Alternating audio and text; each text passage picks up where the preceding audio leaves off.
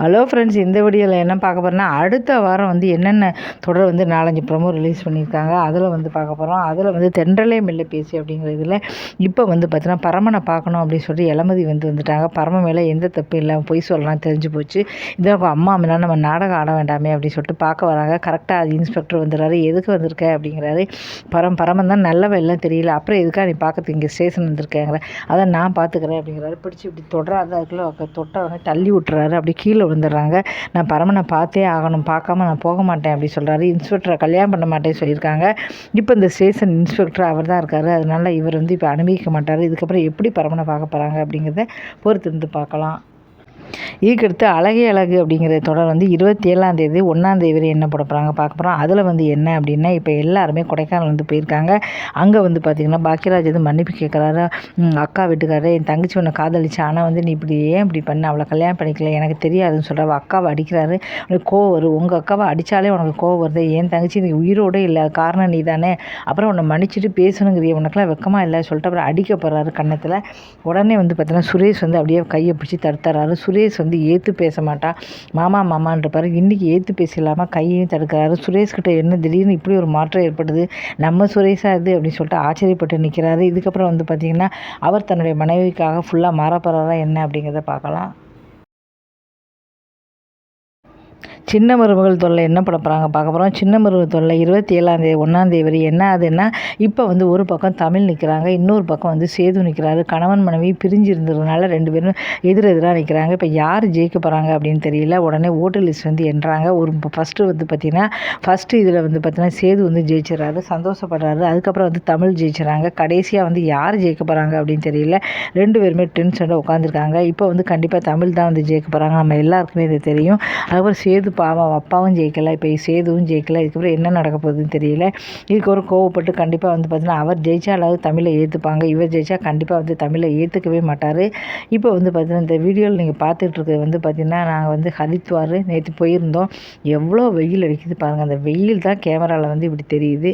ஃபுல்லாகவே வெயில் தாங்க, அவ்வளோ வெயில் கொளுத்துது. அவ்வளோ டயர்டாகிடுச்சு. ராத்திரி போயிட்டு நாங்கள் வந்து உடனே வந்து பார்த்திங்கன்னா 4 மணி நேரம் குளித்து எல்லாம் பண்ணிவிட்டு 9 மணிக்கெலாம் திரும்பிட்டோம். அப்படி ஒரு டயர்டு. வெயில் சரியான ஒரு வெயில். இதுக்கடுத்து பாண்டியன் ஷோ தொல்லை என்ன பட போகிறாங்க பார்க்க போகிறோம். இப்போ கோர்ட்டு சீன் வந்து காட்டுறாங்க. கோர்ட்டு சீனில் என்ன நடக்க போகுது அப்படின்னு பார்க்கலாம். எல்லாருமே வந்து ஏற்கனவே வந்து சரவணன் வந்து டைவர்ஸ் வேணும் அப்படின்னு கேட்டிருந்தாங்க. தங்கமேலேருந்து எனக்கு டைவர்ஸ் வேண்டாம் அப்படி சொல்லியிருந்தாங்க. இறுதி முடிவாக நீங்கள் என்ன தான் சொல்கிறீங்க அப்படிங்கிறாங்க. சரவணன் வந்து ஏற்கனவே குழந்தைய ஏற்றுக்கிறேன், ஆனால் தங்கமேல் நமக்கு வேண்டாம் அப்படிங்கிறாரு. ஏன்னா பழைய காதலி அஞ்சலியை பார்த்துட்டாரு, அதனால் அவளை கல்யாணம் பண்ணிக்கணும்னு ஆசைப்படுறாரு. அதே சமயம் தங்கமேலுக்கு வந்து தெரிஞ்சு போச்சு இவர் வந்து வேறு ஏதோ பொண்ணோட அவர் சுற்றிக்கிட்டு இருக்காரு அப்படின்ட்டு. அதனால் இன்றைக்கி வந்து எனக்கு டைவர்ஸ் வேண்டாம் அப்படின்னு சொல்லிடுறாங்க. இவ்வளோ நாளாக நீங்கள் வேணும்னு சொன்னீங்களே அப்படிங்க, இவ்வளோ நாளாக சொன்னேன், ஆனால் இப்போ சொல்கிறேன் எனக்கு டைவர்ஸ் வேண்டாம் சொல்கிறாங்க. இதை கேட்டு சரவணன் வந்து சந்தோஷப்படுறாரு. சரி அப்படின்னாங்க. 2 பேருமே டைவர்ஸ் கேட்டாங்கன்னா சீக்கிரமே வந்து கிடச்சிடும். இப்போ டைவர்ஸ் வந்து கிடைக்க போகுது.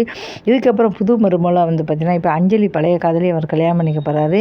அதுக்கு வந்து கோமதி இப்போ சமைப்பாங்களா அப்படின்னு தெரியல. ஏன்னா டைவர்ஸ் கிடைச்சதுக்கப்புறம் குழந்தைக்காக அவளை ஏற்றுக்கணும்னு சொல்ல போகிறாரா, என்ன செய்ய போகிறா அப்படிங்கிறத பார்க்கலாம். மறுபடியும் வந்து பிரச்சனைகள் வந்து குடும்பத்தில் வரப்போகுதான்னு தெரியல.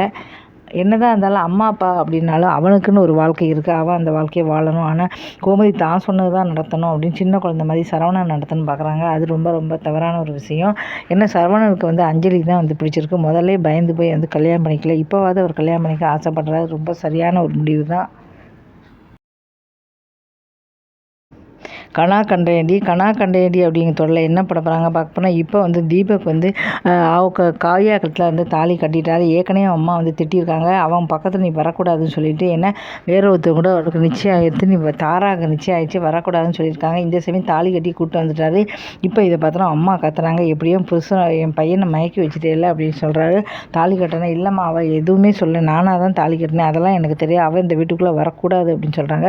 ஏம்மா நான் சொல்கிறத கேளுமா, அவள் வரக்கூடாது, வந்தான்னா நான் விடமாட்டேன், அவளை வெளியில் அனுப்பு அப்படின்னு சொல்லி அம்மா கத்துறாங்க. என்னோட மருமக தாரா மட்டும்தான், இவன் என் மருமகளே கிடையாதுன்னு கத்துறாங்க. இதுக்கப்புறம் என்ன நடக்க போகுது அப்படிங்கிறத நம்ம பார்க்கலாம்.